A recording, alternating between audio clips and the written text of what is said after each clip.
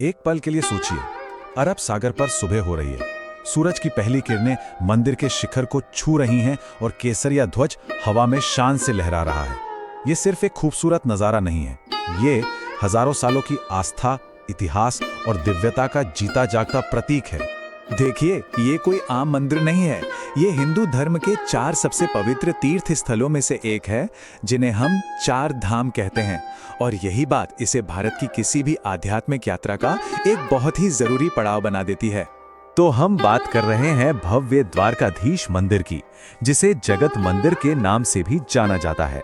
ये मंदिर भगवान कृष्ण के उस राजसी रूप को समर्पित है, जहां वो द्वारका के राजा यानी द्वारकाधीश कहलाए।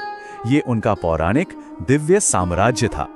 तो द्वारकाधीश इस नाम का असल मतलब क्या है? इसका सीधा सा मतलब है द्वारका का स्वामी या द्वारका का राजा। ये नाम इस जगह को सीधे सीधे इसके दिव्य शासक से जोड़ता है और इसी वजह से ये सिर्फ एक शहर नहीं बल्कि आस्था का एक धड़कता हुआ साम्राज्य बन जाता है। तो सवाल ये उठता है कि ये मंदिर आखिर कितना पुराना है। चलिए इसके गहरे इतिहास में उतर कर देखते हैं। ये एक ऐसा मंदिर है जिसने समय की हर कसौटी को पार किया है, हजारों साल के उतार चढ़ाव देखे हैं और आज भी उतनी ही मजबूती से खड़ा है। हम यहाँ 100-200 साल की बात नहीं कर रहे हैं। माना जाता है कि इसका मूल इतिहास 2500 साल से भी ज्यादा पुराना है और यही चीज इसे भारत के सबसे प्राचीन और सबसे जीवंत मंदिरों में से एक बनाती है। इसकी कहानी शुरू होती है भगवान कृष्ण के परपोते वज्रनाभ से, जिन्होंने माना जाता है कि इसकी नींव रखी थी। फिर समय के साथ इसमें बदलाव हुए और आज जो हम इसका भव्य रूप देखते हैं उसे 15वीं-16वीं शताब्दी में बनाया गया था। और तब से लेकर आज तक ये आस्था का एक बहुत बड़ा केंद्र बना हुआ है। और यहीं से ना कहानी और भी ज्यादा दिलचस्प हो जाती है। द्वारका का समुद्र के साथ एक बहुत ही रहस्यमयी रिश्ता है। पौराणिक कथाएं बताती हैं कि ये शहर कई बार समुद्र में डूब गया और फिर से सतह पर आ गया। ये बात इसके इतिहास में एक अलग ही रोमांच और रहस्य भर देती है। चलिए अब जरा इस मंदिर की शानदार बनावट की बात करते हैं। इसकी वास्तुकला सिर्फ पत्थर और चूने का काम नहीं है, ये तो आस्था, कला और विज्ञान का एक कमाल का संगम है। इसकी कुछ खासियतों पर नजर डालते हैं। ये मारू गुर्जर यानी कि चालुक्य शैली में बनी एक विशाल 5 मंजिला इमारत है। इसका पूरा ढांचा 72 बेहद खूबसूरत नक्काशीदार खंभों पर टिका हुआ है और भक्तों के आने जाने के लिए 2 बहुत ही खास दरवाजे हैं।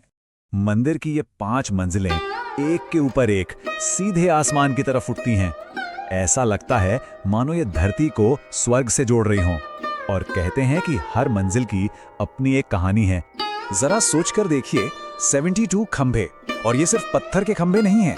हर एक पर इतनी बारीक और खूबसूरत नक्काशी है कि ये अपने आप में कला और इंजीनियरिंग का एक बेजोड़ नमूना लगते हैं।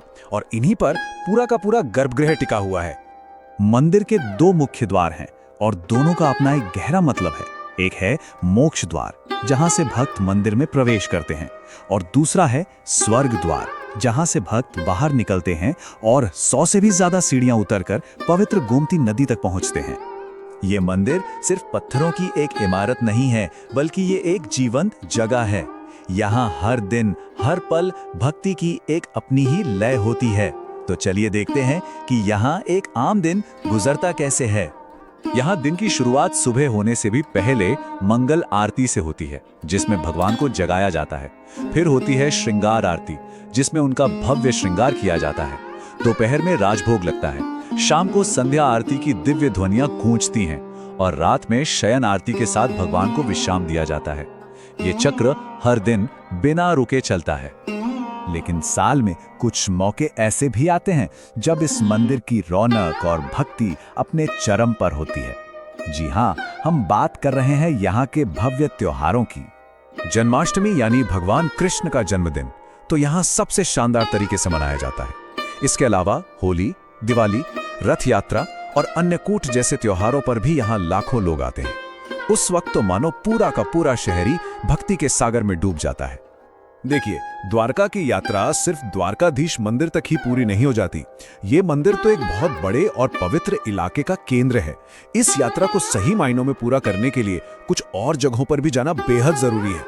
एक पूरी द्वारका तीर्थ यात्रा के लिए लोग अक्सर गोमती घाट पर पवित्र डुबकी लगाते हैं, बेट द्वारका जाते हैं जिसे कृष्ण का निवास माना जाता है, रुक्मिणी देवी मंदिर के दर्शन करते हैं और पास में ही स्थित पवित्र नागेश्वर ज्योतिर्लिंग भी जाते हैं।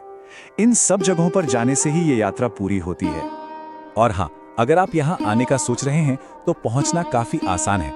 सबसे नजदीकी एयरपोर्ट पोरबंदर और जामनगर में है। द्वारका का अपना रेलवे स्टेशन भी है और सड़क के रास्ते तो ये देश के बाकी हिस्सों से बहुत अच्छी तरह जुड़ा हुआ है। तो द्वारकाधीश मंदिर सिर्फ एक पूजा की जगह नहीं है, ये इतिहास, वास्तुकला और करोड़ों लोगों की अटूट आस्था का संगम है। लेकिन ये हमें एक बहुत गहरे सवाल के साथ भी छोड़ जाता है कि 2500 साल के ज्ञात इतिहास के बाद भी समुद्र की उन गहरी लहरों के नीचे और ना जाने कौन कौन से रहस्य छुपे हो सकते हैं।